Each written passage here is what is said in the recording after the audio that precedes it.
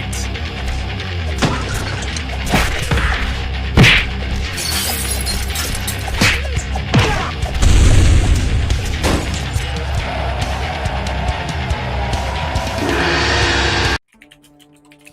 Welcome back, everybody. Glad to have you here. Hope everybody is having a wonderful, amazing Thursday. I am your ever-loving Uncle Fish, the mountainous Mr. Fish, the fastest working man in indie comics. And with me, as always, on Bickerin Beards is my buddy T.S. Luther. How are you doing, man? Good. I'm TS and I write comics, and I'm legally bound to say that every day. But That is such a good catchphrase. It is so short and to the point, and I always get wordy with mine. And I know when I scroll across other people's wordy intros in TikTok, I'm usually scrolled past it go halfway right past through. it, man. But that, hi, I'm TS and I write comics. It's quick and to the point, man. I dig it. It's also because I'm really afraid of going live and doing stuff on the microphone because for some reason this makes me nervous. Where like I used to play in like punk bands in front of tons of people, never bothered me once. But the second I got to record myself on TikTok, I'm like, hi, I'm this guy and I do stuff. Please watch me. Please pay attention. Please, sir. Will you watch another? Yeah.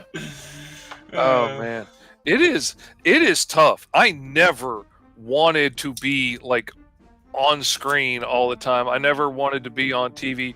Maybe do an interview on the Today Show. I figured at some point I would do something big enough. I would be sitting on the couch with, Hoda or Savannah Guthrie or somebody. I figured that was going to happen someday.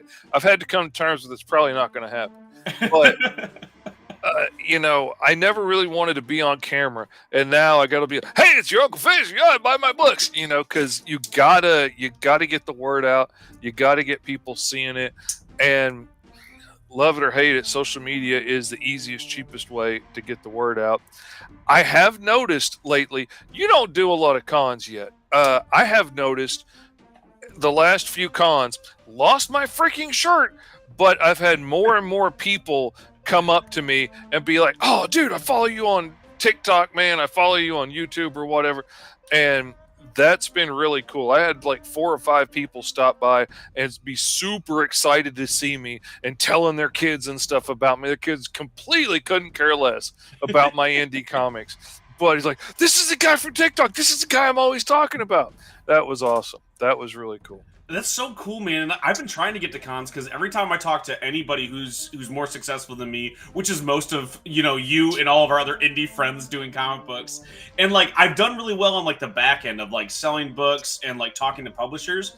But the one thing I haven't done is garnered more of a fan base, and everyone tells me you got to get to cons. So I took a page out of John Avina's playbook, and he told me to get to like library shows. So in the first of the year, I have like 10 different library like conventions, 10 like library shows I'm going to, and then I started hitting the farmers market every weekend.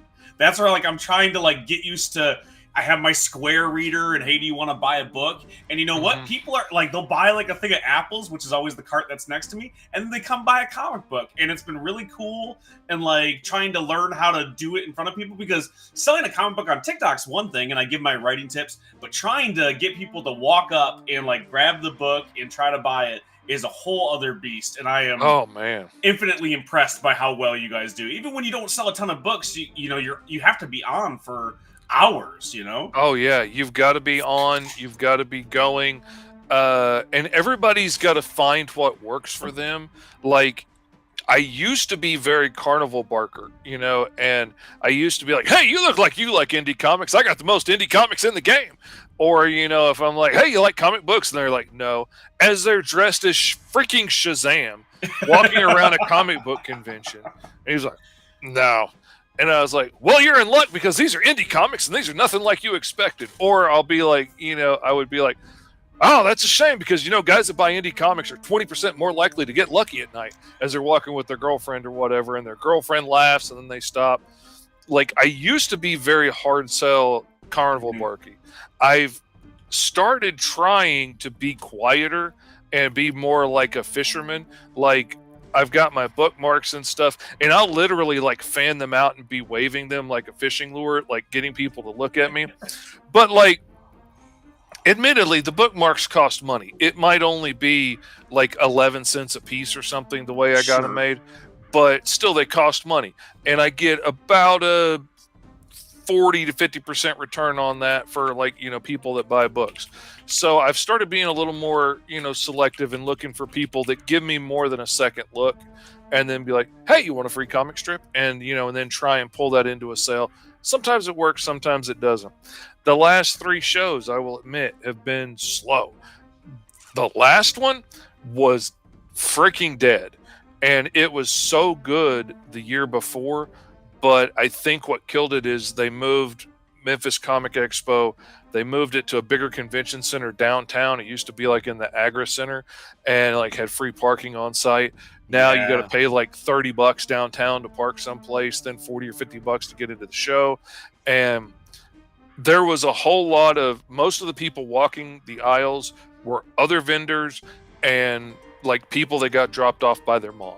There was a handful of parents that like brought grandkids or something, but it was mostly kids to adults that had been dropped off by their mom and didn't have to pay for parking. And they only had so much money and there was only so many people, and it stunk. I probably lost $700 at least on this show once it's all done. And bite. Had a great time. Had an amazing time. I took my son Bear that worked on the B Team story on Fishtails and colored Alice Lost in Wonderland for me.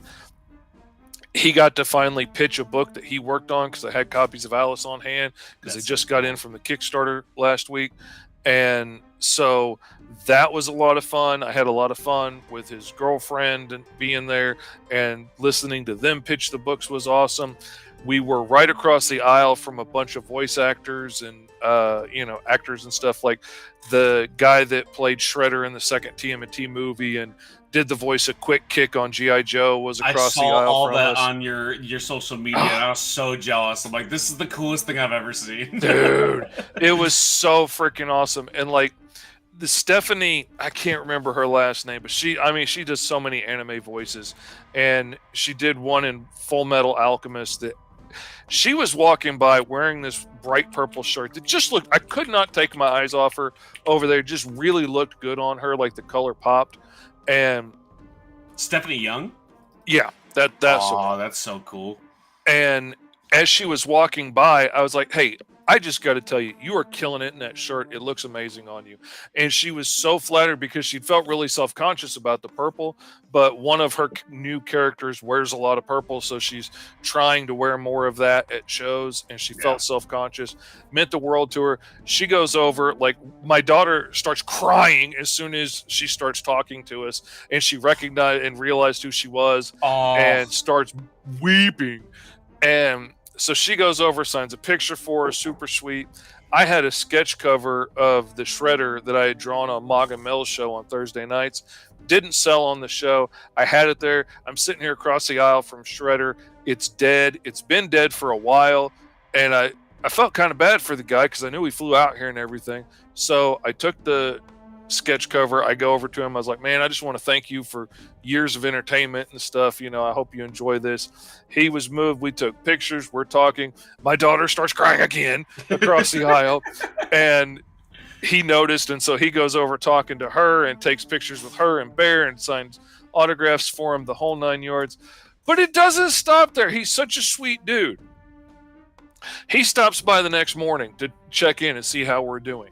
When he breaks for lunch that day, it's his birthday. They brought him cupcakes to the green room. He brought us out cupcakes, after lunch, just because he was thinking about us. He stopped by afterwards to check on me, see, like, how are we getting home? Were we taking he likes to take a day like me and relax afterwards and make the trip easier. I had to leave that night because my kids had to get to work, but such a nice guy. Freaking loved that. Wish it hadn't cost me $700. I freaking love that experience. Had a great time. Lost a lot of money.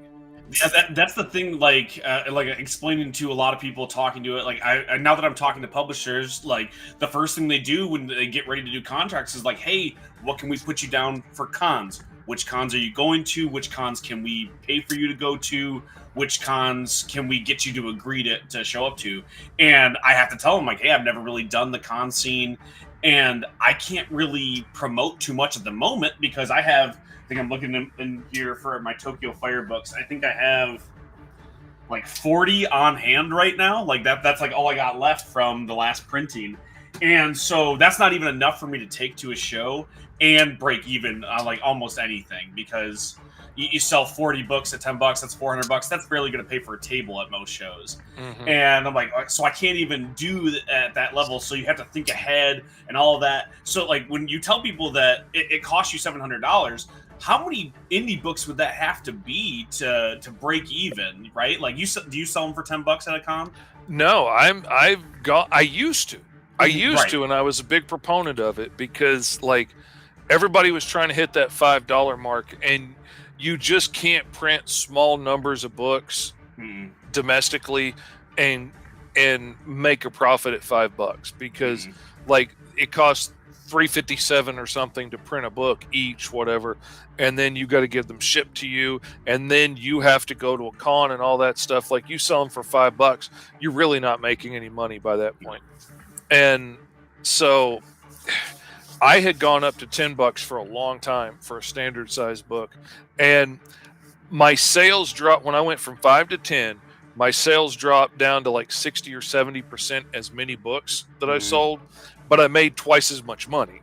So I was making 140, 120% of what I was before on less books, which cost me less money. It was a good deal. But I was only selling to like the hardcore indie fans, like the hardcore people that were going to search us out, that were going to find us anyway, or people that really dug the idea that I sold because I made a joke and got them at the table. And then I saw how Henri Kottman was doing it, and he gets his books in bulk, and he's a lot quieter sale, and he made a lot of those what the hell sales that I'd never make. It's $5. Why not do it? And his main series is $3, and he makes a deal on the whole bundle. First 4 issues, I'll sell it to you right now for $10. So like already you're getting a deal.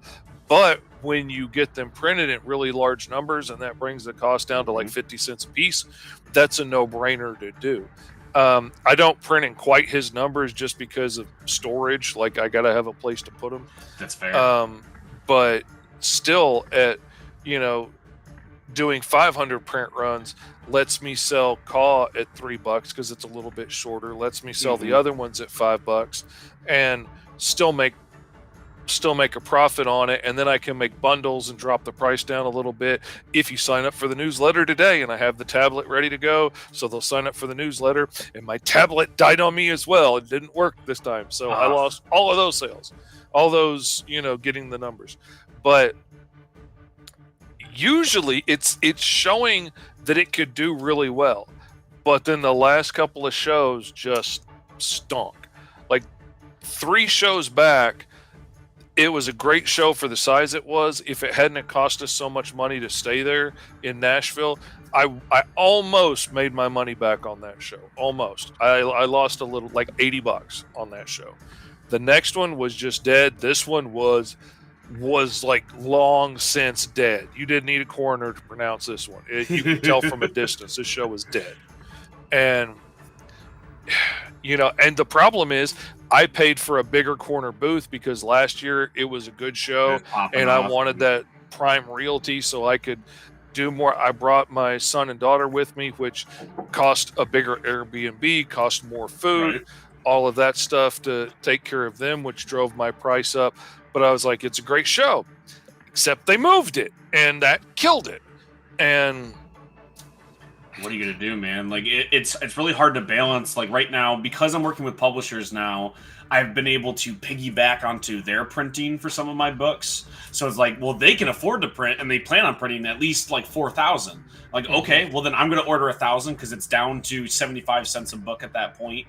And so like, exactly, it's a really easy thing. And I now that I had a relationship with a larger printer, like I've worked with Comics Wellspring and Kablam, which are awesome. You should go check them out if you're printing smaller batches. But when you start needing to order comic books in the thousands, you have to talk to some bigger printers. And I was working with Color Vision for Hellion and Bash #1 and potentially Hellion and Bash going forward. And even though I can't order at 4,000 if I'm not ordering with a printer, I ordered 1,000. I think I got the price down to around $1, maybe $1.30 a piece. So I was thinking about pricing the book down to more like $5 at cons. Because you came out, you already paid for a ticket. It's a little bit different if you're ordering it online, but if you're there at the show, like you can get it a little bit cheaper.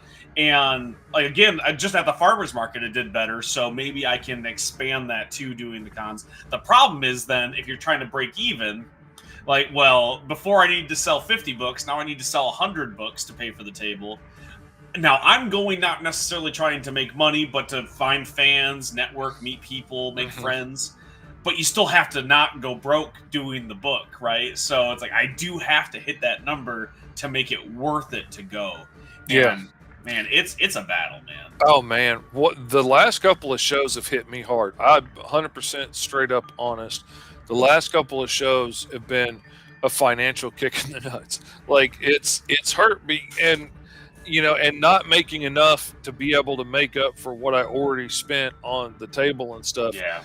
That stings, man. That hurts.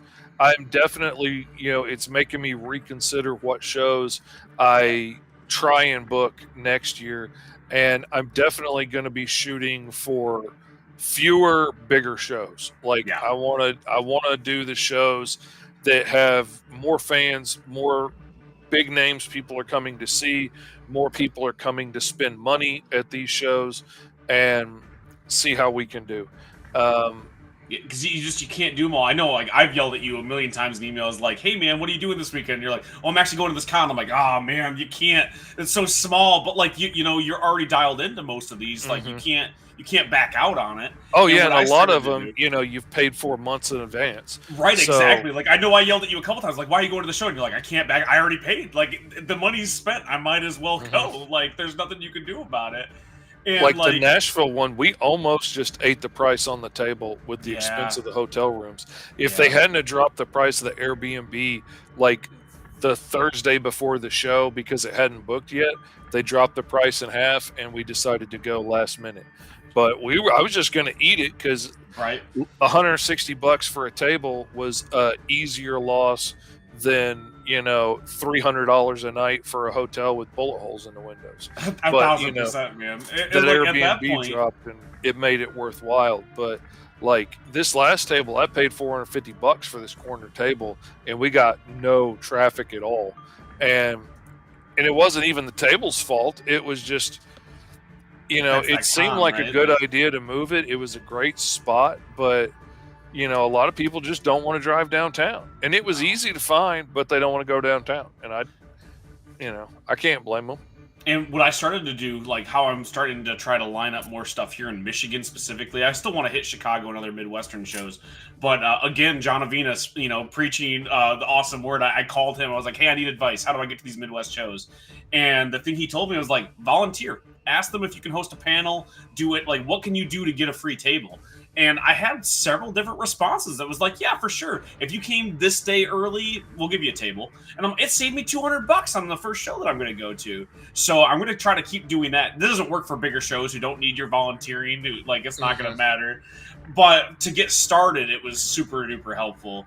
Also, I want to note this creepy Halloween music you have on here has me thinking like I'm getting chased as I start talking. If I start to speed up, I'm like, "Oh no, it's because I'm in danger." Because I'm like playing a video game, and I'm like, "Oh no, the zombies are gonna get me." That's absolutely how I got my first table. It's a weird story, and I was doing a TV show where they were trying to help disabled people get jobs, and it's this weird thing. It's a British show that does really well, and it's done good in other countries. Flopped here. Yeah, but makes sense. We don't want to help people. They took me to the library, and I volunteered teaching a class on how to make comics and how to design characters and stuff to some of the kids that were coming up there all summer for classes anyway. And it ended up getting me in a deal for a while where I was getting paid to teach a class at the library, and they offered me a free table at the local con, and I was like an invited guest at that con. So Oh, I that's got so all the cool. perks. I got back in the green room and got lunch, and the helpers were running by all the time asking if I needed a drink or did they need to watch my table while I went to the bathroom. It was really nice being on that side of the room for a change. Really freaking nice. If you can get to be an invited guest, I recommend it. It was awesome. But that was a great experience, and it got me my first shot at a table by myself, and I cleaned up. I sold all the copies of T-Man and Hyperstrike I had at the time, and I didn't expect to sell any. I only made T-Man and Hyperstrike because I got a free table at the show for myself, and I knew I needed to have something to do, so it scared me into action to have something to sell. So I ran a Kickstarter, I got the book done, and took it to the show and did pretty good. And it's continued to be one of my top sellers until just here recently. And I still have a small stack of the black and white copies from the original one left. And now it has become like, or you'll get a free book if you sign up now and sign up for the newsletter. For every sale, I'll give them a free copy of T-Man and Hyperstrike, the black and white version. And helps clear out my stock and make some room. And, issue 2 of the Mighty Caw is going to go on there pretty soon because I still have a stack of the first printing that doesn't really match with the cover and stuff of 1 through 4. And because I changed things on the cover when I reprinted it.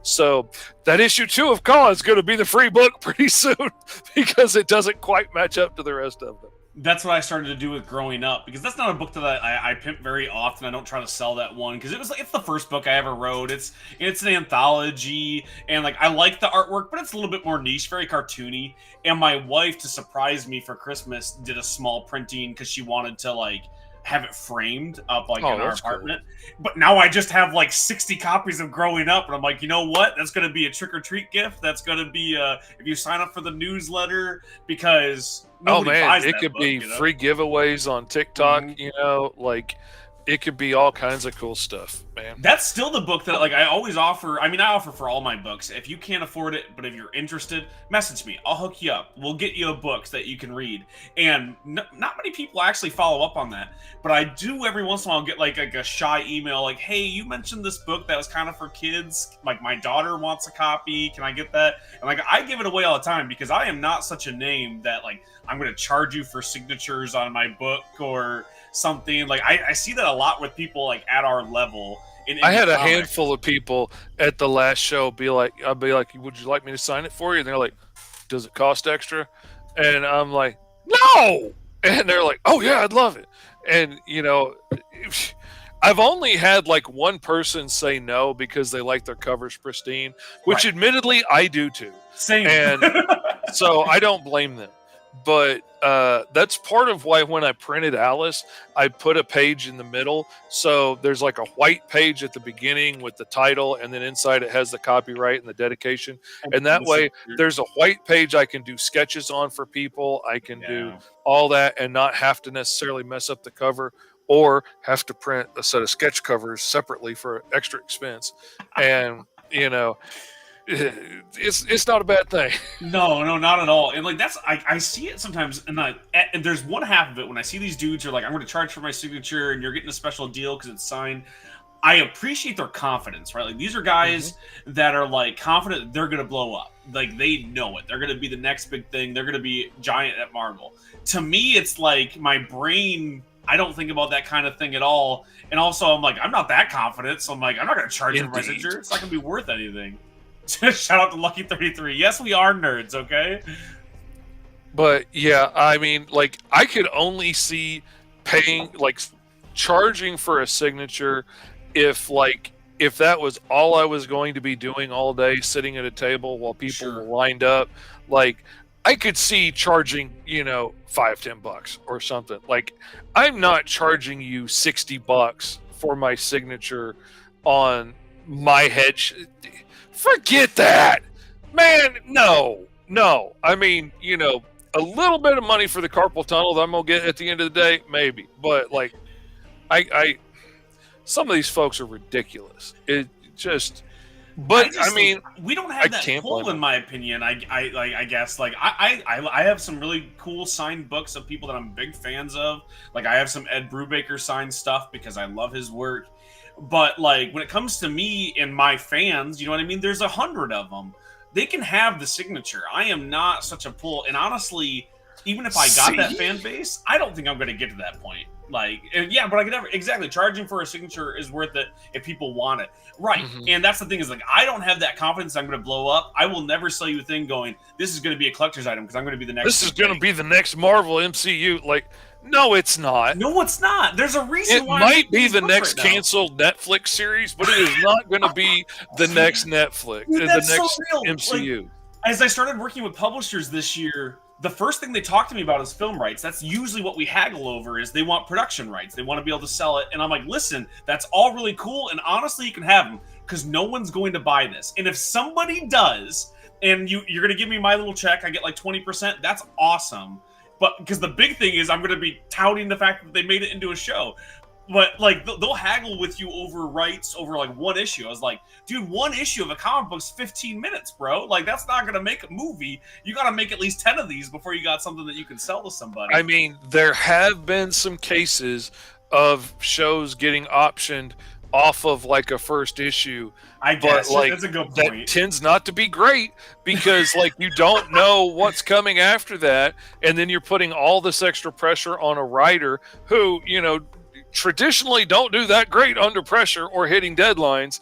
So like, you know, you don't know how long it took them to find the muse to write that first issue in the first place. No, and I hesitate saying never because like you look at like the Keenspot deal. I don't know if you remember when that all went down, but Keenspot was a relatively really indie publisher. Like no one had heard of them. Their website looks like it's from 1999 and no one had heard of Keenspot, and they bought this comic book and published it. And it was basically like a little rom-com, really cute story. It got optioned for a movie. It starred J-Lo and Owen Wilson, did good at the box office. People liked it. And it was off one issue that they optioned it. And it was like a whole thing. And I'm like, you know what? Maybe that's possible. I don't have the confidence in my stuff that someone's going to buy like The Digger. It's like, do you want to watch Indiana Jones hunt short round? I guess. If that sounds cool to you, maybe. I don't know if it sounds cool to Hollywood, you know?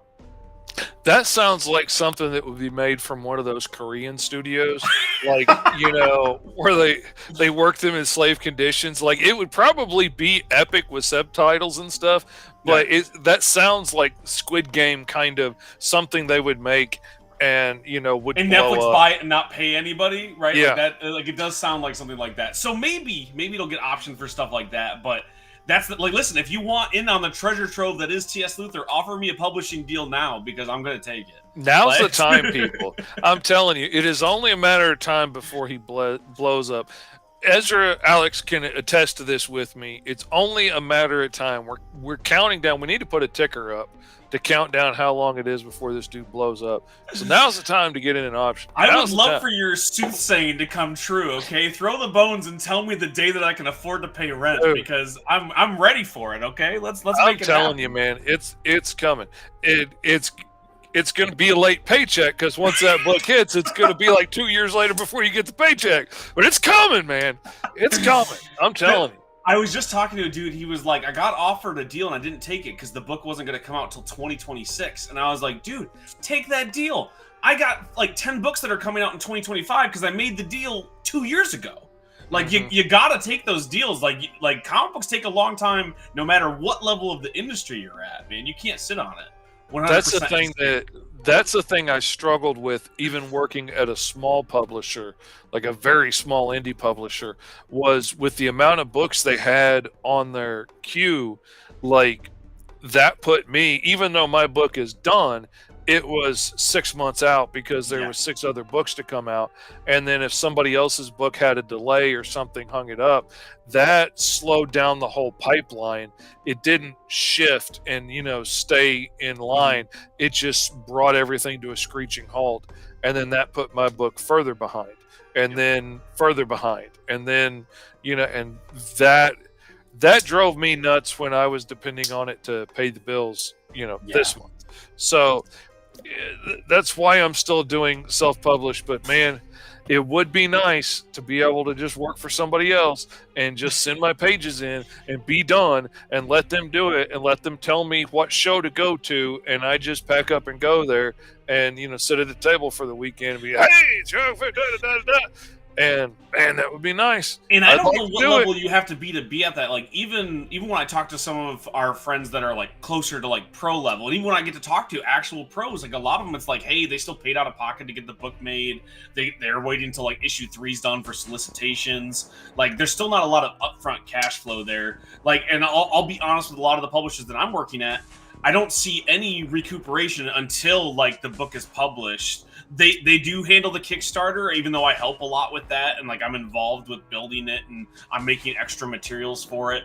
But the risk really that they incur is like they get me distribution, right? They've already made the deal with Diamond, they're in the catalog, they don't need to try to get those inroads. So even though there's not a lot of cash up front and it takes a long time for it to get published, it does pay off a little bit because they're going to see an audience that you don't see. But it's not like they were like, here's your check, you can just go work on the book now. I'm like, I still had to, me and my buddy Sam, like working on The Digger, for example, we made that book years ago now, and we were just waiting for it to finally catch up. And only after we sold issue 1 were we like, hey, let's make an issue 2 because they might want it. And then they came back, we're like, hey, we want the entire run of the book. So now that's what we're rushing to do this year, is because they wanted the rest of the run. But I don't know when it'll get published. Like that's something that they don't know. Like it could hit deadlines, like because like you said, it's tied to other people's books. If somebody hits a delay, are they going to move it up? Are they going to put out all 4? They don't. A lot of those indie publishers don't do books every single month from the same line. They'll do one book from one line 1 month, and the next month it'll be Fish's book, and the next month it's somebody else's. Then they come back to you. So honestly, and in that time, you don't know what's going to happen. Like, I have found all kinds of cool indie books. I'm always looking for indie books, period, when I go to a comic book shop. That's all I'm really interested in. I want to see what weird stuff's going on, and that's where the indie books are. If they carry indie books, I'm absolutely buying every time, and I'll buy as much as I can get my hands on. And if I like it, I'm absolutely going to reach out and contact the creators.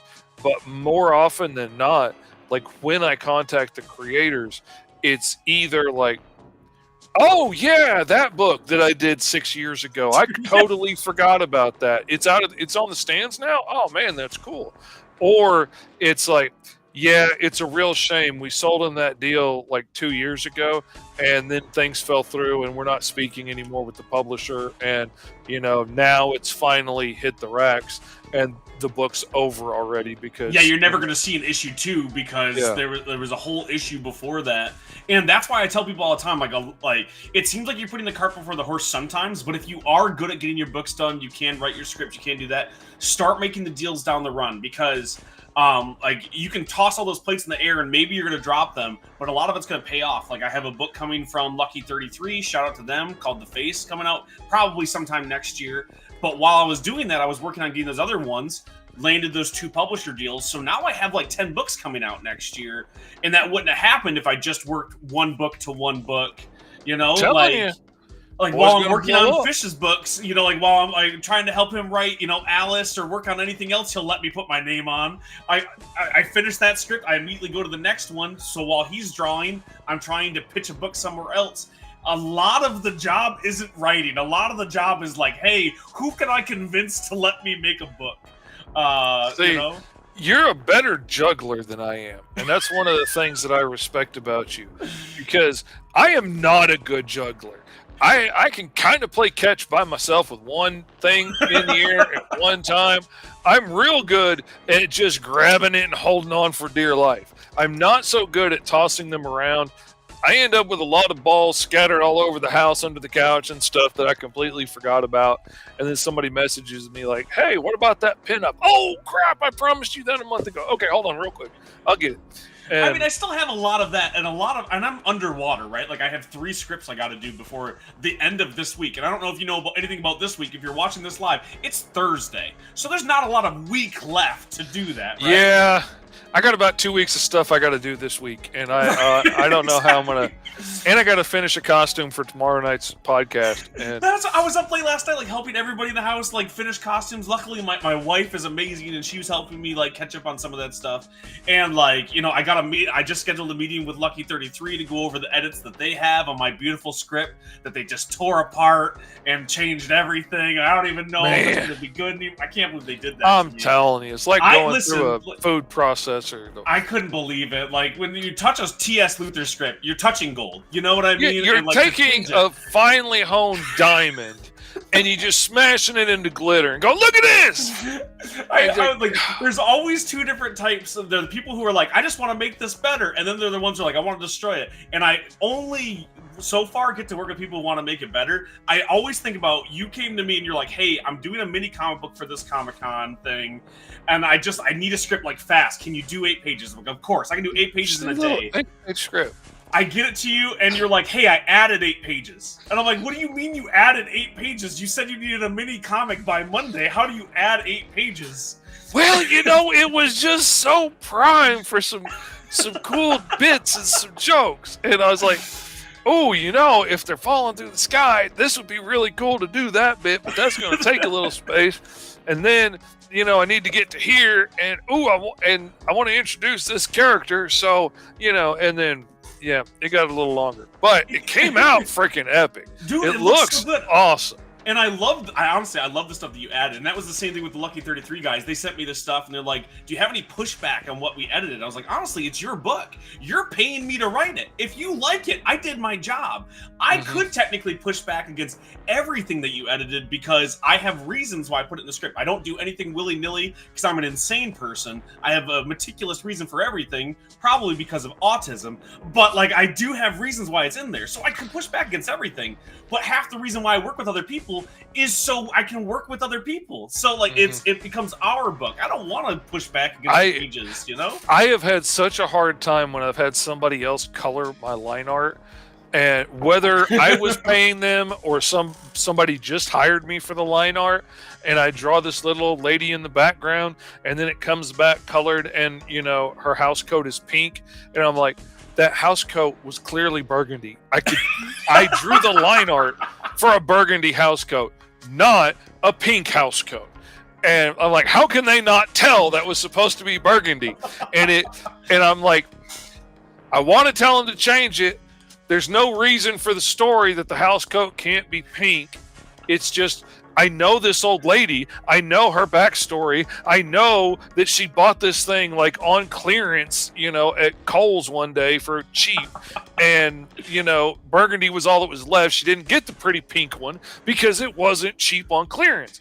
And she doesn't buy anything new. But that doesn't really matter to the story. So fine, let her have a pink house coat. I won't be upset about it forever.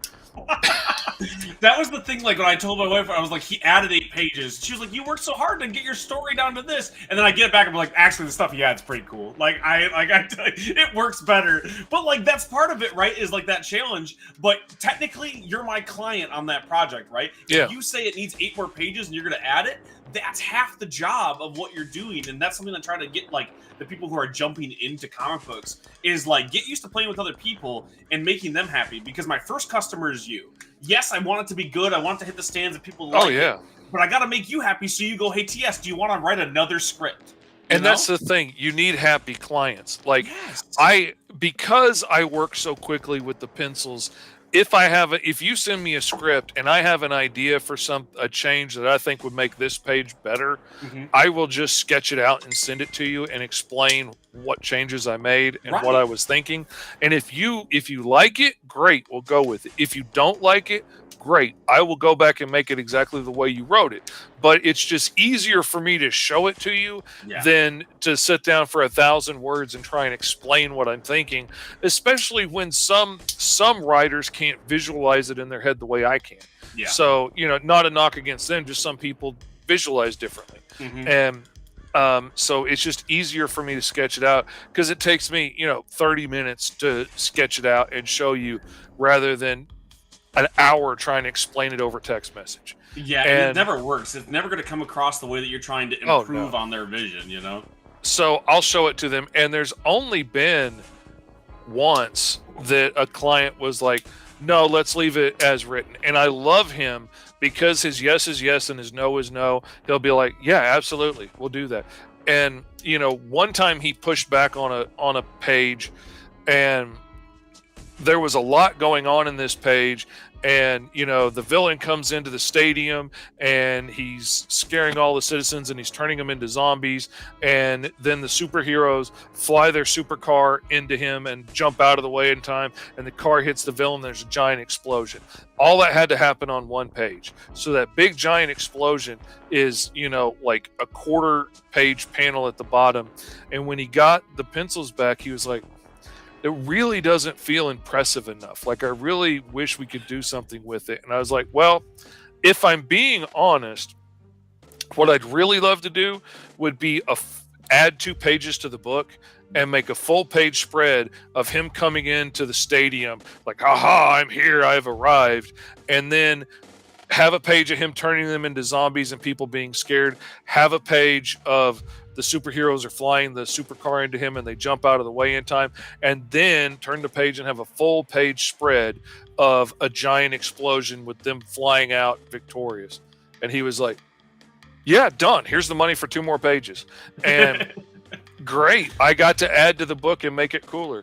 There was, and then there was another time where I sent him the pencils of something I thought was really cool. And he was like, no, keep it as written. So I went back and redrew it and did it the way he wanted. I didn't know what I changed was integral to something that was happening 4 issues later. Nope. So, it seemed like a great idea in the moment. He had a reason for what he was doing, so we kept it. And one other time, we've worked together so long on so many books, and I know, like, now his scripts say things like 4 pages of action, the villain standing victorious at the end. And I just get to go nuts and do whatever I want, which is so much freaking fun. And, I've even invented powers for bad guys and stuff in this. And, because I'm getting to combine, it's so much fun. I love that stuff. He calls it being lazy. I call it trusting his artist, and we've worked together. It's Marvel style. Like some of the best Marvel comics have been written that way. Exactly. And then on one book, I just rewrote the end of the book to make more sense. And I forgot to tell him that I changed it until we got to the inks. And then he was like, this isn't as written in the script. And I was like, oh, damn. Yeah, I rewrote it and I meant to tell you and I forgot. And I explained to him why I changed it and what was bothering me about the ending and why it didn't make sense. And it didn't make sense to me because essentially, in the end, he was going to have the whole Justice League standing there victorious. Aha, we beat the bad guy. Well, Lex Luthor sneaks in behind them and pulls a giant machine out of the manhole cover right behind them, and they don't see him. That bothered me. Nobody hears the manhole cover and turns around. Like, it just didn't make sense. So I changed it to have a remote control car drive away that was in the background the whole time anyway as a red herring. And I was going to have that car drive away. They chased it down and opened it up to find out it was being driven by remote control. And that cleared the scene so the bad guy could come get the device. Yep. And I didn't tell him that I rewrote it. And so the only thing he did was, like, after explaining my reasons to it, he was like, well, could we add a panel to show there's like a robot in the front seat driving it, so like it's really clear what happened. And I was like, oh yeah, no, absolutely. And then he was happy with it. But, Just like, I sometimes I have stuff in my script that's like integral, and I tend to note it because I'm like, hey, I want you to be able to have fun and do something in this script. Like, one of the scripts I sent you, you rewrote, like, when you were like first liking it, was like one of the Hellion and Bash early scripts, and you wrote a really cool fight scene. And I was like, dude, that's rad. It doesn't work with what has to be established for like the joke that's going on, because I think, like, if you look in the background, the whole thing is the Gargoyle, the Batman analog character, throws a batarang. And the joke is, when you first look at the percentage, like the likelihood it's going to hit the bad guy, it's like 0.001%. It's never going to hit. And as it goes, the percentage keeps going up because he did this trick shot, and it's more and more impressive as you go. and you had cut that out of there because you didn't know what I was going for. Like when I was writing that, you wrote a really badass like fight scene of when he comes through. And once I explained what I was going for with like him needing to be this boogeyman in the issue, you're like, oh yeah, no, of course, can't use what I put in there then, you know. But like if you talk it out and you explain these things, if you don't treat this person like hired help, which they are, but like also they're your collaborator. You're making you a book want with this them person. to enjoy the job and be invested in it and do the best job they can. I mean, that's the best for everybody. The more I enjoy what I'm doing, the better I make the book, the better it's going to sell for you, the better my name gets out there on the book, the more likely you are to want to hire me for the next book, the more likely other readers are to want to hire me for their book. It's good for everybody for me to do my best job every time. Yep. Which is also why I offer suggestions sometimes. Because if I'm like, if we could put an extra little sparkle on this, let's do it. And if not, if there's reasons not to, absolutely. I get that because I am doing a job. It's not my heart and soul on a page and you're, pissing on my soul because you need it changed to the way it needs to be to make the story work. Right. Or like, no, I'm doing a job. I'm drawing muscle men beating each other up in their underwear. Like, this is not that serious. If you want it changed to be something else, if you want a different expression, if you want another pass on the face or something because I didn't capture the likeness right, or whatever you want, it's your book, it's a job. I want to make you happy. I'm going to throw in my cool ideas, and if it's cool, we'll do it. If not, no problem. And that's something like I do because I'll get a lot of edits, especially when I do client work, and they'll change stuff. And what I always, if they want pushback, if they don't, like I always tell them, if you're happy with those edits, go to print. Like that's fine. If you want me to explain what my pushback is, I will. Because usually, like I said, I have a reason for what I did, and sometimes it's because I have a different understanding of the medium that they might do. Because a lot of times I'll write stuff for people who mostly read comics and/or draw comics. And they don't write them. So like there's some conventions that they don't quite understand or don't get why you would put them in there because they go, oh, I don't like this in the script. I'm like, yeah, but when you're reading a comic book, this would be helpful. There's a reason why you see this in this place or that place. And then sometimes it's the same thing, like they'll change a word here or there because they think it sounds cooler. And I'm like, that might sound cooler, but this is why I picked that word. So like if you want to understand why, and sometimes they go back and put it the way that I wrote it. Sometimes they keep it the same. Either way, I'm not offended because it's my job. And if you're the one writing it, it all makes sense to you. Like, I know the whole world of Green Zone, so I know everything that's going on. I know why the billboards in the background are important.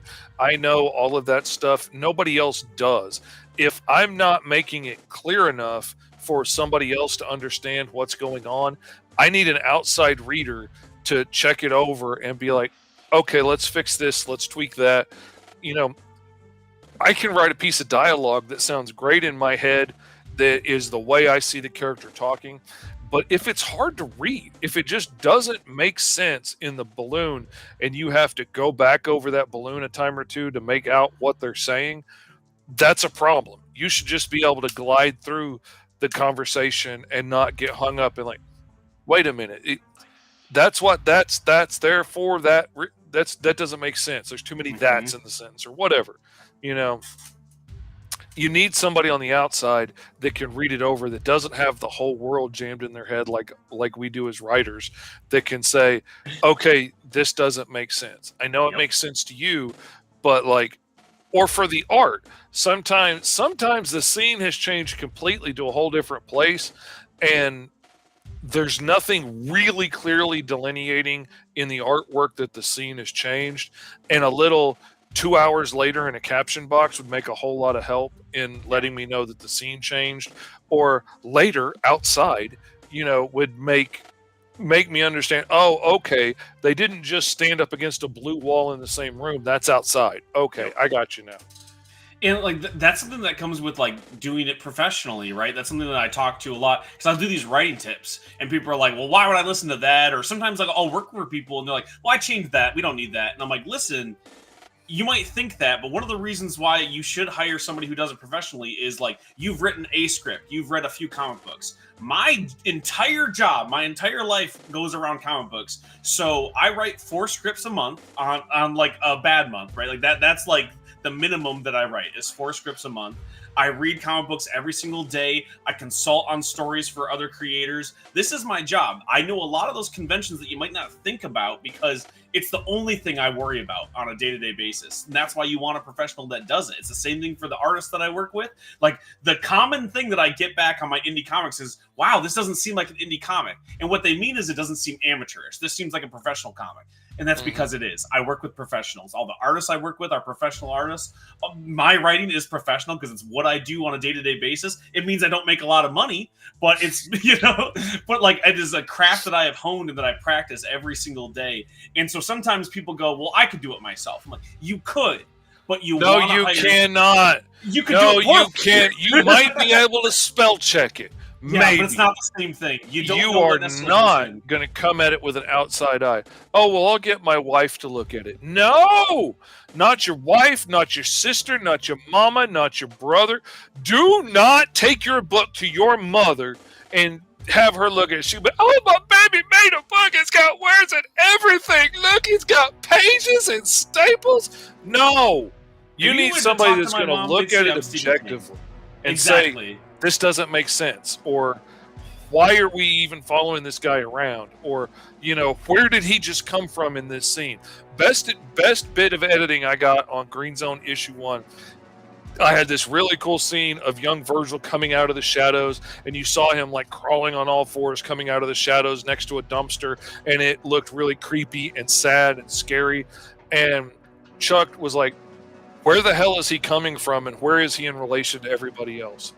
And I was like, well, damn, I know where he's coming from, but nobody else knows in this scene. So when I turn the camera 180 degrees, now you see him crawling out of the shadows, and you see the cops and the little girl in the distance. And now you know where he is. You know he's on the outside of everybody else.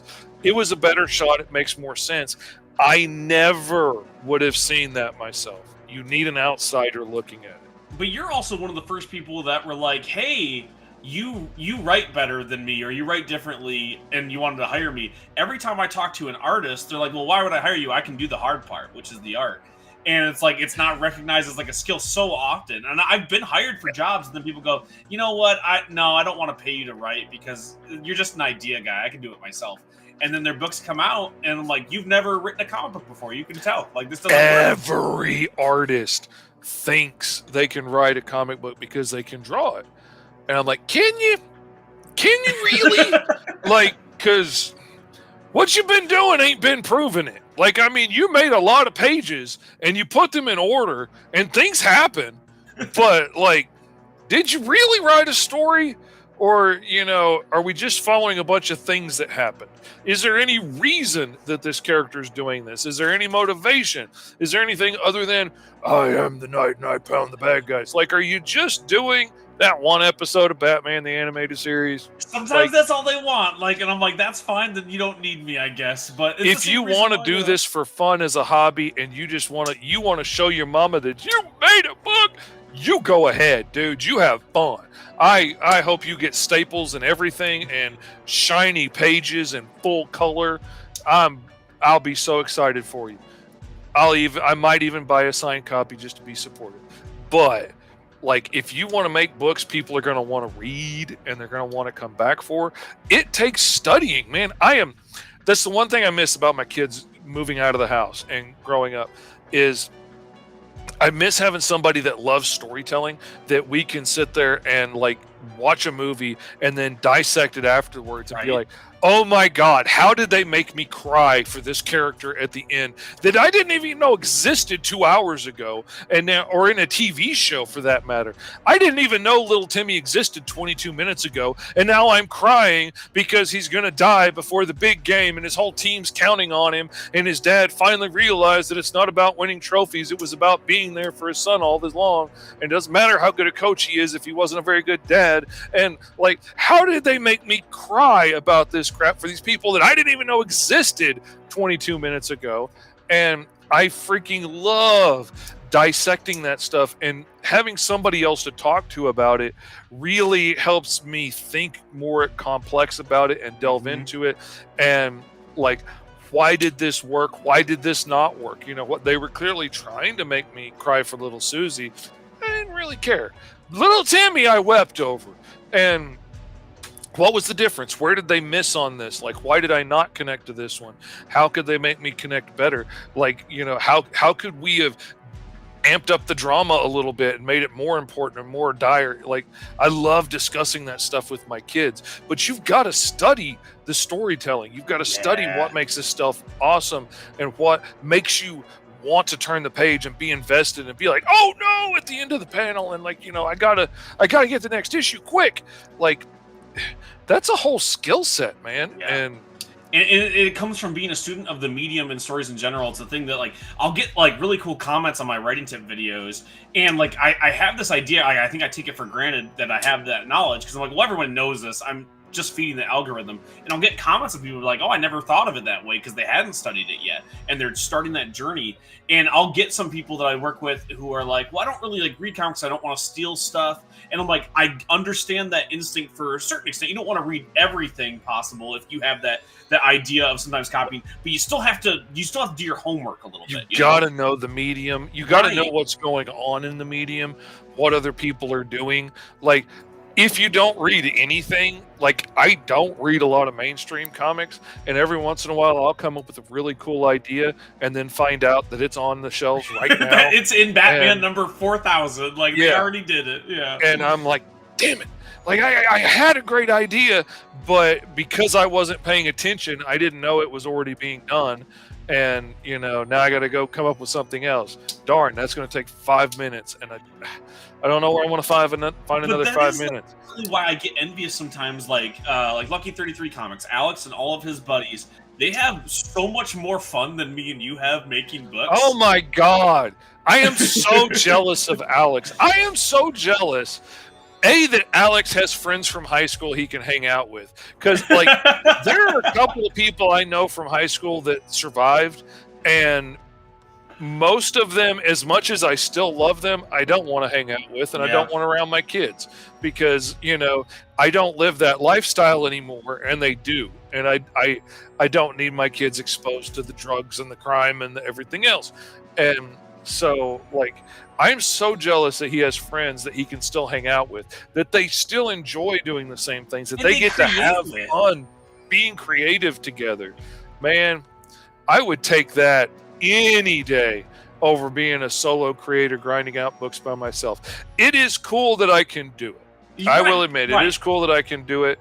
I know I'm in a special position that I've only got to get a Kickstarter high enough to pay one dude and not try and pay 3 or 4 or 5 dudes to do a job. But I even just when, got to pay me and you my work together, exactly. But even when me and you work together, it's like we have a lot of fun. We build a lot of really cool stuff. But there is like a level of like, well, we're at work. You know what I mean? Like we gotta ship this book. We gotta do the thing. Says we're only friends still because we only ever did this, and that's fair, right? Like, I mean, you guys have stuck with it, but it's so cool because the thing is I wouldn't be jealous if you were having fun making comic books. I see lots of people have fun. That's a dude that won the freaking lottery right there. Yes. And I'm so envious. You have fun making comic books with your friends, and you guys make good comic books is the thing. I would not be jealous if you guys were putting out trash. That's the thing. Yeah. Because we know other people who have a blast making comic books, and their books aren't good. But I know dudes that are successful selling comic books that are objectively not good, but sell numbers that I would be very jealous of being able to sell. 1000%, man. And like I don't lie, I'm not blowing smoke. It's not just because sometimes you pay me to write a book, Alex. Like, I love reading the Lucky 33 books. I get to read them with my kids, and like, I absolutely love them because he's going to hire me to work on a book, and I think he's amazing. I think he's beautiful. I love his hair, and I think he's the most special person in the world, and I wish I could be just like him. Listen, I'm going to retract my earlier statement, what Fish said, and you can make the check out to @TSLuther.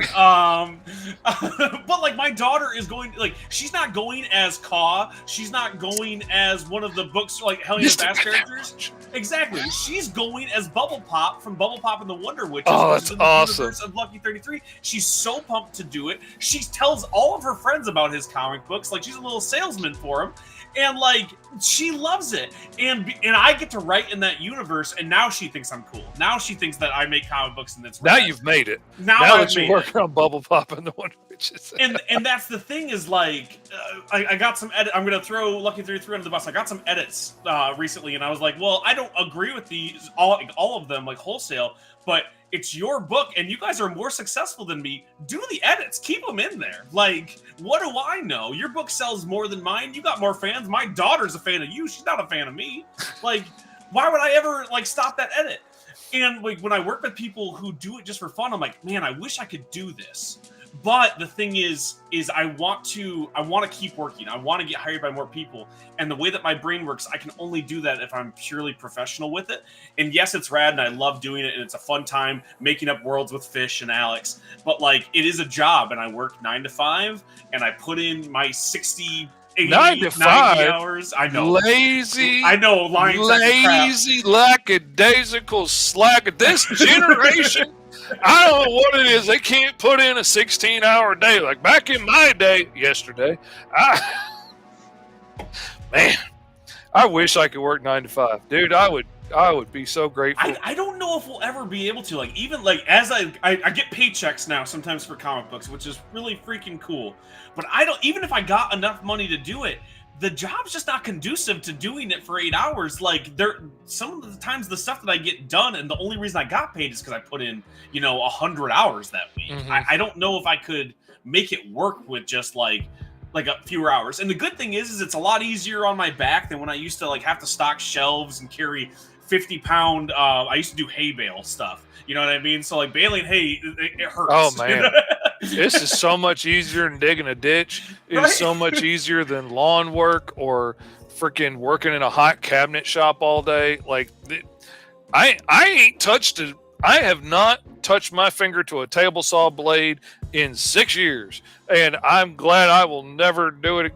I'm happy. I still got all my fingers, and I'm much more likely to keep it that way now. And if the hardest thing I do in a week is disagree with one of my good friends on a script that he's excited to make because like he was like, well, I think this word is better. I'm like, you know what? It probably is. And this is the hardest thing I've had to do this week. Like, this is so much better. I used to work in a corporate office where I hated everybody. They all hated me. I had to wear a tie, no beard, short hair. I had to suck up to old white dudes who didn't know what they were even getting paid for, let alone what I was getting paid for. And I don't have to do that a single moment in my day-to-day. And so, like, every time I get an edit, I'm like, you know what? This is my job, and I'm going to do a good job at it. I'm going to make them happy. This is wonderful. Yes, you know what? We can get rid of that joke and put yours in instead. That works for me.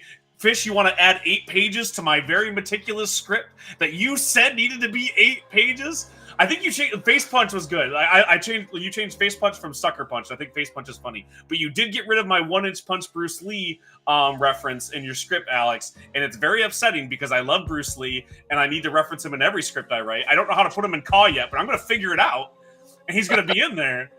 So I'm a little offended by that, but other than that, got like to be like water. Hey man, I love it so much. Like the fact that I got to put in like some references and stuff like that, I always have like a blast doing. But because I get to do this part is fun. I just have to take it seriously because I was in that corporate life for so long. I don't think I could just do this, for fun because I worry if I stop taking it as seriously as I did. I wouldn't be able to keep doing it. And because I have kids at home, like I got to get to a level where they pay me more, like I had to because we didn't have the panel space. If you say so, but just like, add pages. That's what I do. You have so much panel space. Oh man, but as you just said, you're like, well, hey man, pay me 2 more pages worth because I want to add an explosion to your script. That is like the most interesting sale. I haven't had too many artists come back and like try to convince me to add pages to it. Well, I mean, he wanted it bigger, and I was like, either we take something out and make that panel bigger, as like, or we could. And he was down for it, man. That was one of my favorite experiences. It's still one of my favorite pages because it's freaking epic, and it's the first time I ever got to draw a full giant explosion like that. I really want to print it up as a poster. It's not like I have a large format printer and I could do that. Somebody should get on that. Chop. We need to trade because you have a better quality printer. I have an 11x17 printer. So like I can print larger formats and we can do some trades. Like it's like I need an Ashcan copy from you. You need a poster from me. We can make this work, and line it all up. But like when it comes to edits, like for real, if anyone's out there who's going to hire me, like Lucky33 did, like Fish does sometimes, I promise you, your word will win out because you wrote the check. Because this is a job to me. I'm like, I want to make you happy. I am never going to fight you. But listen to the man, because one of the reasons that he is on my list of favorite friends is because he will say no to me and he will argue with me.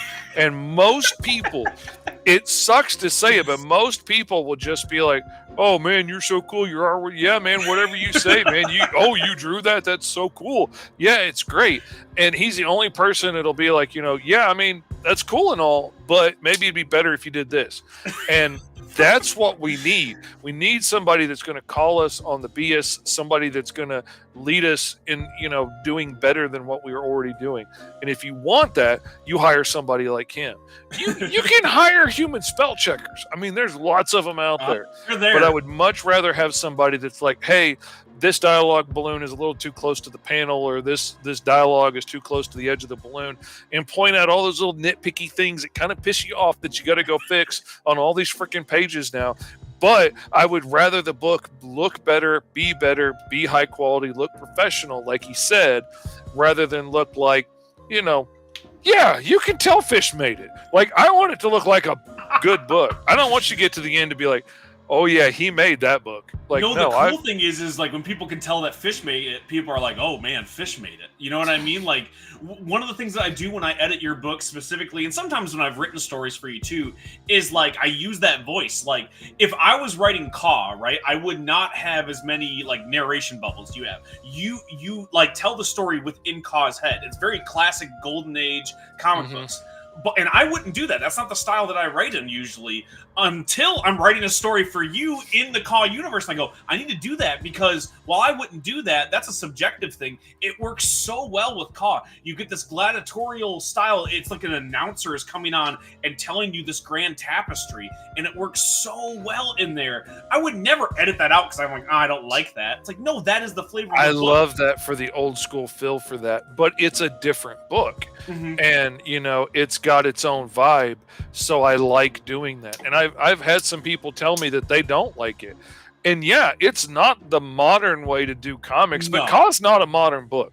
Caw is 80s cartoons. Like it is, it is totally like the voice of Stan Lee coming in over the Hulk or Spider-Man. Yes. Like when we last saw our heroes, true believers. Like that's what Caw is, and you got to write with that kind of voice to it. And then other things, are more subtle and more nuanced, and it's the medium. Don't ever do that NPR voice to me ever again. That was scary. I don't like that.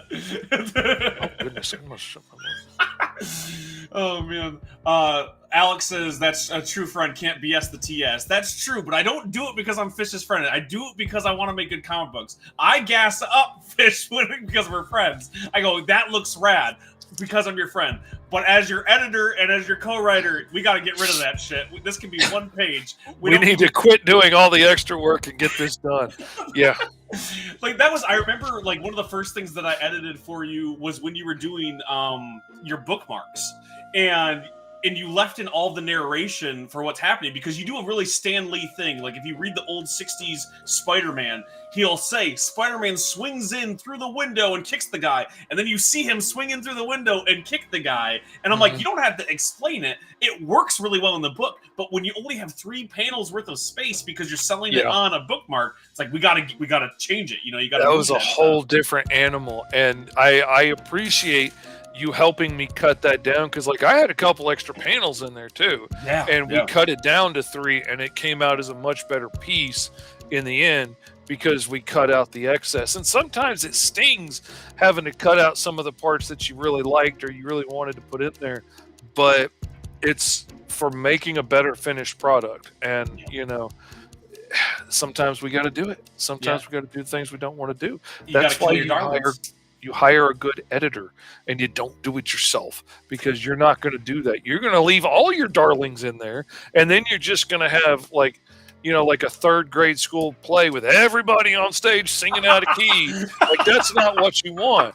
You want at least a high school level production of a couple of people singing off key. You don't want everybody out there, look, I'm a tree. You don't want that.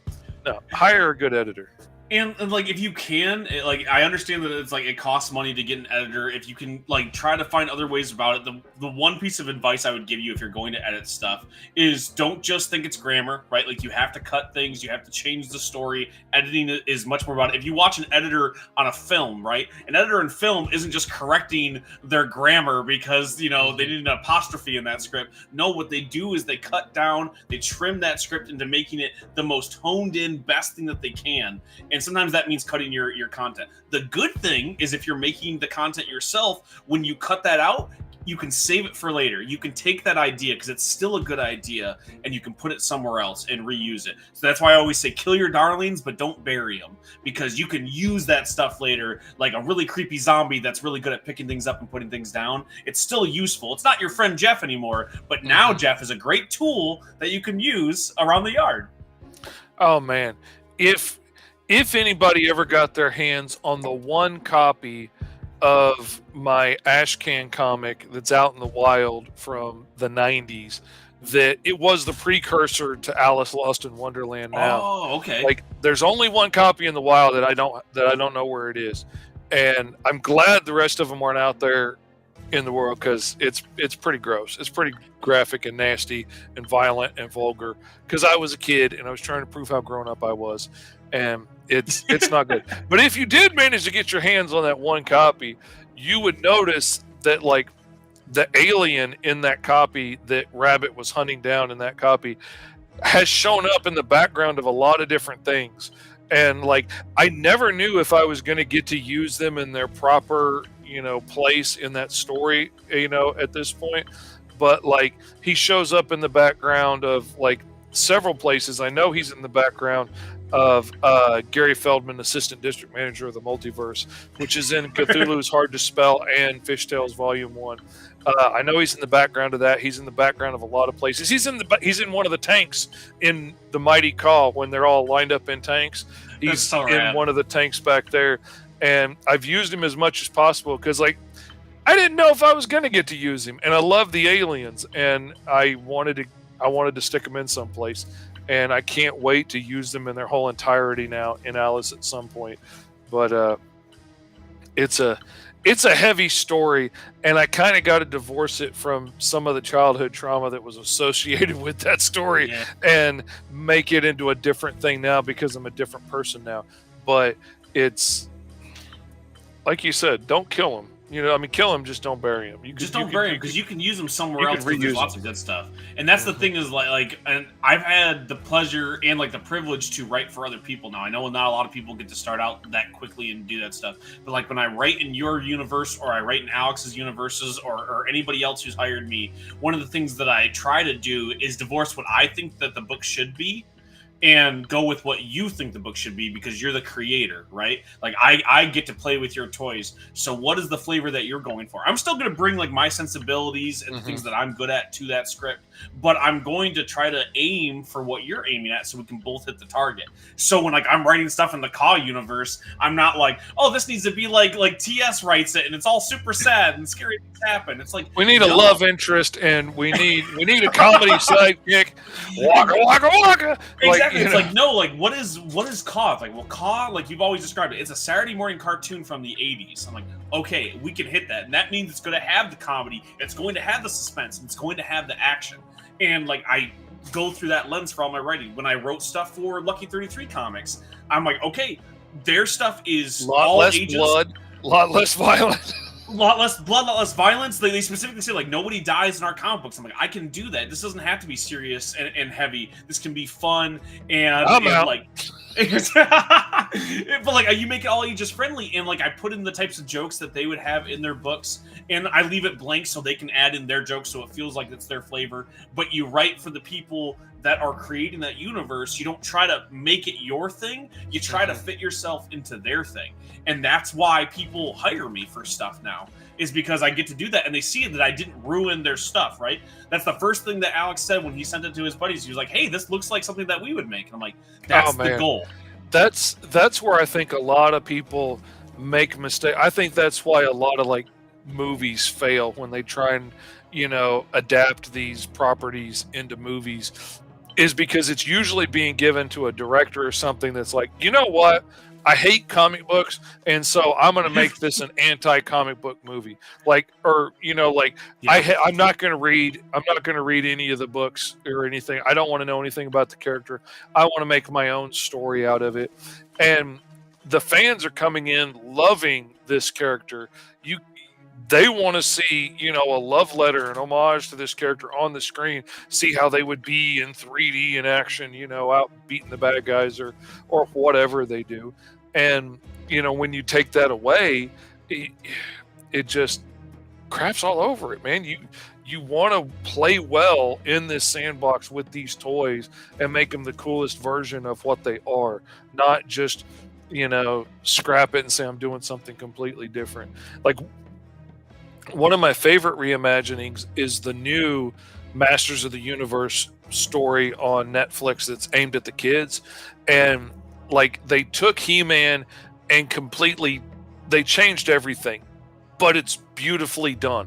It's like you took all the names and the toys and you gave them to a brand new set of kids and let them make up a story with them. And it's freaking awesome. And, Adam goes from a kid to a big giant muscle man He-Man, which is freaking awesome, rather than a big giant muscle man in a pink shirt going to a big naked muscle man, which, who could that be with the same bowl haircut? Oh my God, where did Prince Adam go? But excuse me, naked muscle man. Like, it's still the same vibes as the cartoon is the thing. Like, my son loves that show, and him and his sister watch the Usagi Yojimbo cartoon, which is still very different than the TMNT comic books. Like, it is not the same thing, but it has that same vibe, and it captures the same mentality. And when I watch it, I'm like, oh, that's so different than the comics, or that's way different than the original 80s show.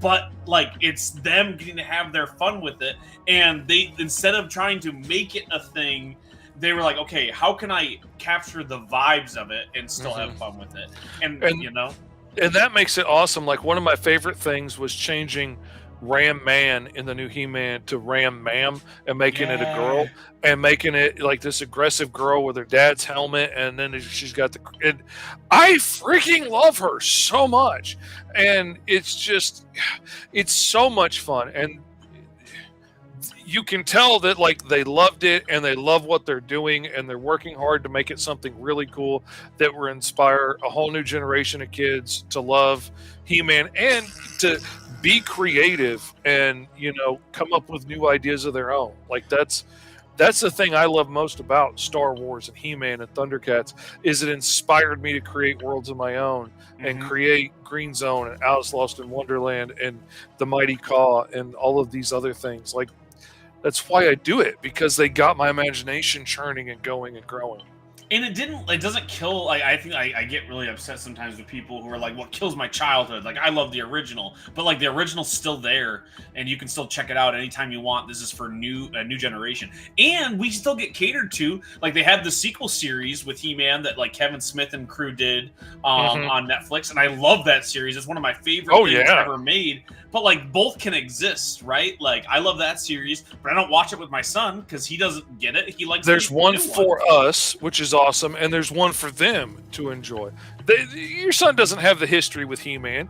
He doesn't care how well it matches up to the 80s or how it continues the story from then.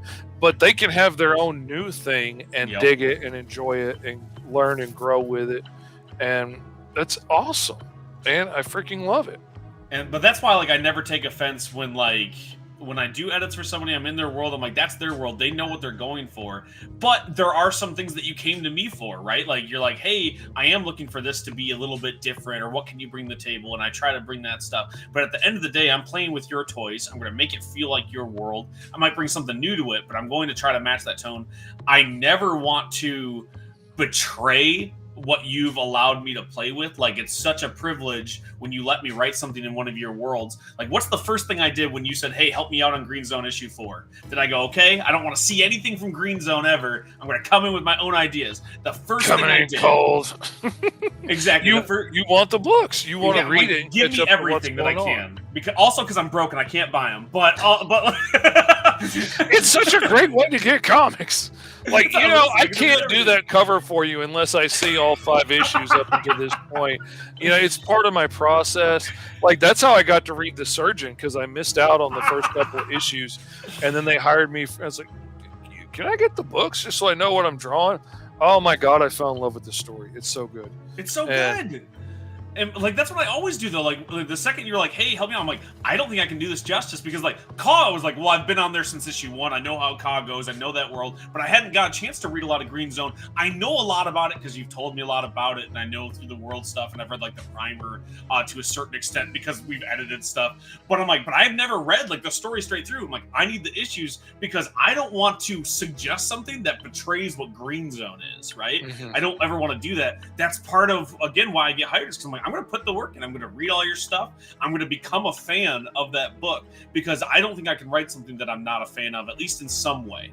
I might not love your book, but I'm going to convince myself to be a fan so I can love it the way that I hope someone who buys my script loves it, you know? Mm-hmm. Like, you got to put the work in. That was something that really stuck out to me on TikTok.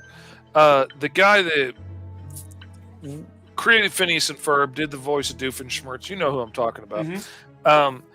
I can't remember his name. I can't remember anybody's name. If I didn't have Tourette's, I wouldn't remember TS. Dan Povenmire. That's it. Dan Poppinfresh. He was on there talking. Somebody asked him how did he write so many different songs and stuff for the show that were all so catchy, and he said every time a new album comes out or something, and he doesn't like it or he doesn't get it, he will listen to it on repeat over and over again until he does understand why people love it. It might not be his favorite, but he'll listen to it until he understands why people love it. And that has given him a much broader appreciation of music. And I've started doing that to an extent. You know, when I hear something that's out of my comfort zone, but I'm like, that's kind of interesting, I will start going down that rabbit hole and listening to more and more stuff, and end up finding all kinds of cool new stuff that opens up all kinds of new cool suggestions in the algorithm on Spotify. And you know, it's a great little tip, but like learning about it and understanding what it is people love about it helps you be able to create something in that world that the fans are going to love. And you know, if you don't get why they, you know, and there are some projects that like I just don't get. I don't get what you think is so cool about this script, or I don't get why this idea is so exciting to you. And you know, like I had somebody approach me about an asthma superhero because I did T-Man and Hyperstrike. Mm-hmm. And I'm like, I know a lot of people have done that, and I think you could do it too, and you could probably have a cool spin on it. I'm not really interested in it because like I don't have asthma. It's not important to me. I can't put the same kind of love and passion into it that I could put into He-Man and Hyperstrike, because I haven't grown up. It's not my issue. Like I've had people ask me like, oh, well now you need to do Cerebral Palsy Man and you need to do, you know, Parkinson's Man and all. I was like, no, I haven't lived with that. I don't know that. I don't feel like I could speak honestly to what it's like to live in that situation, you know, the way somebody who lives through that could. No more than I think I could write, like, you know, the one for all time important, you know, groundbreaking tome on what it's like to be a young black woman in America today. Like I'm not the person to write that story because I haven't lived that experience. Living with Tourette syndrome, I know what that's like, so I could make a cool book about that and leave some of those other cool niche ideas to the people that have lived them and can do them better than me.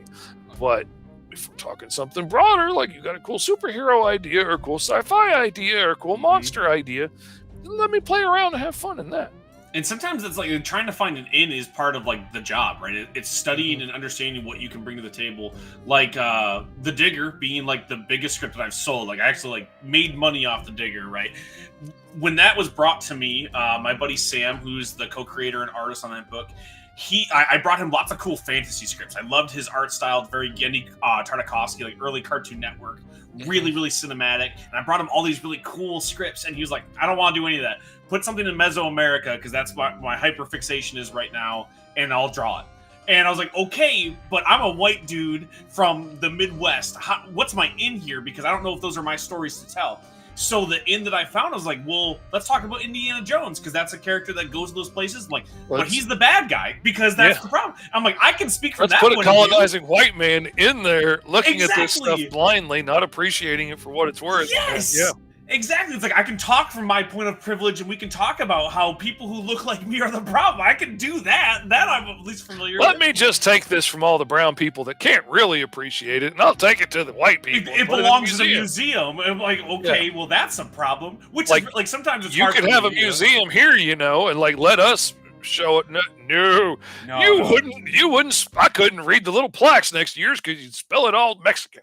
Exactly, and like that is the shit that they would do, and I'm like, okay, I have to approach it like from that angle, and that's my in. And part of that is like finding what your in is for those stories, and like sometimes it is difficult. Now, when I'm looking like T-Man and Hyperstrike, I relate to Hyperstrike definitely, as you can tell, as you've ever heard me on any sort of podcast. That's a superpower that sometimes I employ. As someone also with asthma, I don't have a lot of benefits that I think that I can turn into a superpower for that story.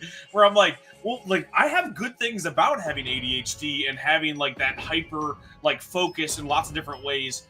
I don't know a single thing that I've benefited from asthma, except for sometimes getting to like sit out in gym class when I was in elementary school. The high school gym coach did not give a shit, but the elementary one, sitting out all the big fights. Listen, I brought the other whoop them stragglers that are beat at the end of the game. Yeah. Those are chumps. The chumps ran the mile. I told them I had asthma, and I'm going to go and play my Game Boy under the bleachers. Mm-hmm.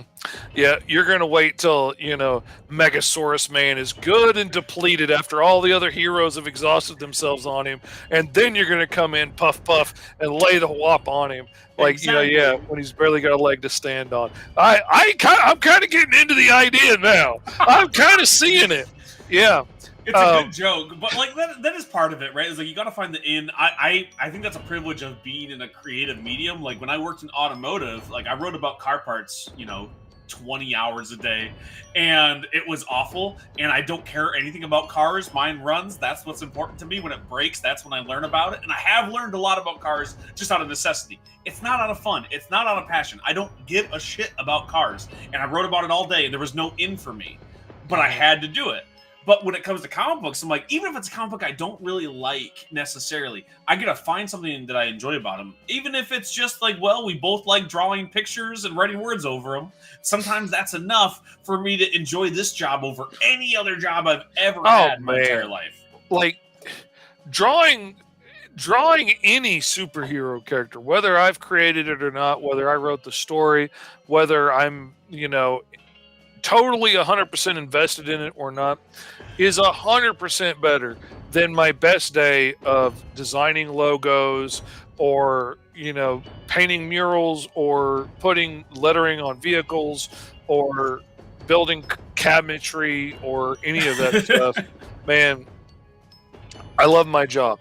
Doesn't pay as well as, say, working in a mind-numbing factory worked. Like I made money hand over fist in that factory, and I cried in the parking lot every freaking day before I went into work because I absolutely hated it.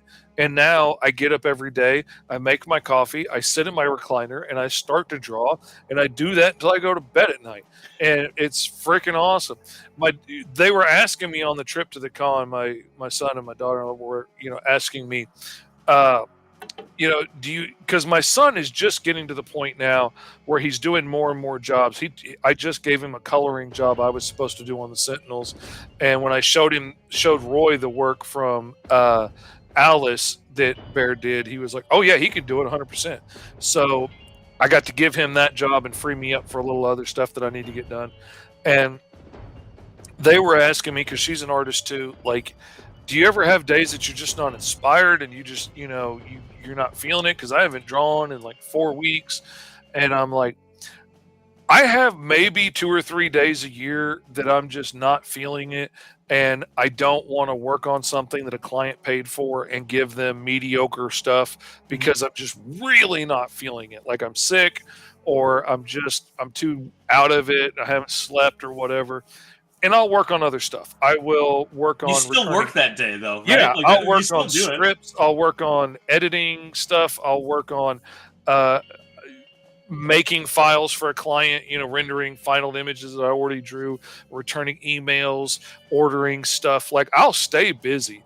But I was like, you would be surprised how much having a mortgage hanging over your head that has to be paid every month is a hell of a motivator. I get so inspired by the bills. I'm so inspired creatively to get up and turn that blank page into a page of comic books, because there's bills that got to be paid, and there's people that want groceries, and the credit card company wants payment, and I got to get busy. So it's a heck of a motivator, and they're getting there because now they have bills and stuff that have to get done, and they're like, it'd be nice to do something I love and pay those bills rather than, work at Chick-fil-A. Exactly, 1,000%. And that's where, like, in that, like, to bring it all back, like, when I get edits or when people ask if they can change stuff like that, I have a really hard time pushing back just at all, unless they really want me to go, like, let's make it the best thing possible. Because usually I'm like, listen, you're paying me for this. If you're happy with it, that's my goal, because I got a mortgage to pay, Mm-hmm. There'd be so many little steps in making comics, even if it's not a drawing day. There's always work to be done. Always. Tom and I, you get it, man. Always. There's always something else you can do. You know what happens if I'm not inspired for one of my stories? I message Fish and I go, hey, let's set up our time for Green Zone. Let's work on that one. Because let's have a meeting. You can schedule out social media posts. You can be returning emails. You could be packing orders. You could be looking through. You could do an inventory. It could be a great time to clean your office. Let's not look at my office behind me right now. Ooh, you can see the Let's pile. Not look back there. Like, that's all that needs to be folded. It's all clean, but it needs to be folded. And you know what I'm going to do instead of folding that is I'm going to read Green Zone 1 through 3. So I can be ready for that meeting on Monday, and I'm trying to work up a way to tell Alex from Lucky 33 to just put all of his suggestions in, because he paid the bill and he's happy with the book, and that's how it should be, because I want them to hire me for the next one. And like that's the thing when it comes to like doing it as a job, is I get more gigs, not just because I'm like a yes man, like I'm going to try to make the book as good as possible, but because you got to realize what the end goal is. Is the end goal to have a perfect piece of artwork, or is the end goal to make your client and their fans happy? Because if that's the goal, you're going to get work again. And if you get work again, you can get more work, and it just proliferates. And that's how you make it in a creative medium, because we live in a capitalistic society. I don't have a lot of patrons that are just paying me to create beautiful works of art. If that was the case, I would focus on these scripts, and instead of doing them in a week, I do them once a month or once every 3 months, and have a tome that is perfection, and nobody can top it. I would love to do fully painted pages. Like, I would absolutely love to do that, but that would take an amount of time that I just can't afford to spend on it and pay my bills. Like, if I had 1,000 people backing my Kickstarters instead of 100 or 200 people backing them, then I might could afford to spend that time. But I would love to do an entire freaking graphic novel ahead of time and put it up on there. But that takes a certain amount of time, and time's money, and bills got to be paid. So. And even once you get to a higher level, like that's something like I always look at like Ed Brubaker and Sean Phillips, right? They were working, they did stuff for Marvel, they had some great runs over there, and then they had jumped over to doing a lot of their own image books. You look at Criminal or Fade Out or Fatale, and like these are awesome books, and they're working month to month. But even they couldn't just take a break to write a graphic novel. until they had been doing it for over 20 years. And then they finally, like, they were like, you know what? We could probably not get paid in 2 months and, like, finish a graphic novel and see if we can do that. It took them so long to get to that point. Now they do it. Now they're like, we can just do our graphic novels because that one paid for the next one and so on. But it took them forever working, like, and they're like the top of the game. They have fans and they have editors who love them and publishers who love them, and even they couldn't do it right away. So when people are like, oh wow, I'm surprised you have 10 books coming out next year, I'm like, well, that's what happens when you gotta pay the bills. So you gotta just keep doing it because no one's paying me to sit there and write my novel. Like, it's just, it's not how it works. I honestly, sometimes I see people like our friend Malik, who's doing a graphic novel right now, Armor of the Gods. It's gorgeous, and it's taken him, I don't know, 5 years, I think, to be able to afford to combine all of those issues into a graphic novel. And, like, Friend's a strong way. Like, he's a good dude. I talk to him on our Discord sometimes, and I'm just so envious that he took the time to do that, because he's going to be able to put that out, and people are going to resonate with it. I just have never been able to afford to do it in that kind of style. Even working with publishers, they're like, well, we'll pay you for issue 1, and when issue 1 is successful, we'll pay you for issue 2. And, like, I don't know how some people make it to that point without and then but then that's also like you said, that can be a long time before that payment comes. So that's working for free until you get that payment, and you got to have money to live on, unless you're married to a rich benefactor or something. If there are any sugar daddies out there that are looking, I'm just saying, I'm married, but we could discuss it with my wife. We could work something out. So, listen, like, I'll send you pictures of my feet. They don't look good, but you want me to shake it for you? I got Tourette's. It's not that hard. I'm shaking anyway. I might as well make some money on it. Oh, man. Should we wrap it up on that note? Yeah, as we talk about me shaking it for money, that's a good wrap-up point there. Man, thank you for coming on. I always appreciate talking this stuff out with you. I always appreciate your insight on it, and it's cool to hear about all the awesome stuff you're working on, even if it's not with me. And we're going to work on more stuff, man. Like, I got to go where the paychecks are. I got an idea now that, like, I want to talk about with you, but we got so much stuff to do as it is. We don't need to get sidetracked. But I'm like, man, that would be a pretty easy sell to Scholastic, I think. And I'm like, listen. If you know a guy who knows Scholastic, I will put down whatever I'm working on. Because, number one, that's awesome. Number two, that is where people actually make money in comic books. You want to make money in comic books? Write an all-ages graphic novel and sell it to Scholastic. Man, one of my former editors, Lori, not that she's amazing. I just started working with TS on editing stuff, and she got busy with her work. But she got tapped to ink a comic for Scholastic on a project that they were optioning, and like, they didn't want to know her page rate. They wanted to know, like, what is it going to cost to hire you full time with benefits, like to pay you full time to work on this. And like, she had never had to imagine something like that before. And so, like, she shot him a number, and they're like, okay, great, now we just need to find a penciler. And she tapped me for it and showed him some of my work. The project ended up falling through for whatever reason. And like, she didn't get to do it either. But the fact that she was there talking to him about it and then hit me up was freaking amazing. Yeah, man. Like, that's the kind of thing. Like, that is where you actually make money. And I love all of those books. They're like the biggest publisher right now. Like, they're making money hand over fist. Like, I think people think Marvel, DC. If you really want to make money, Scholastic, man. Like, every book fair. Everywhere, from here, like, to every continent, you know what I mean? Scholastic is everywhere. Scholastic Canada is its own entity, and it makes more money than half the books on the Marvel shelf. You know, like, it, and that's Canada. You know what I mean? What do they got? 12 people in Canada, and they're all buying Scholastic books. I'm sorry if everybody else came down here to be a movie star. There's only 12 left, cranking out maple syrup and canned salmon. Oh my god. Anyways, thank you so much for having me, buddy. It was a blast. If you like any of the stuff that I said, follow me on TikTok at TS Luther. I write comic books. I'll write your comic book. You can read the comic books I've already written. You can read some of the stuff I've written for Fish if you want to. It's all on there. And if you head to my website, can'tbekilledcreations.com, you can see a bunch of little stuff that's coming out, and you can stay tuned because people, I know you don't believe it. It sounds like I'm like spitting out all of this like made up stuff. People really do pay me to make comic books. And even though I don't believe it sometimes, it actually happens. And if you want to follow along, it's rad to see, man. At least for me. I get those $10, $12 checks, man. You get a few of those, you almost got a meal. I'm telling you, man. I've been saving up all week to take the kids to McDonald's.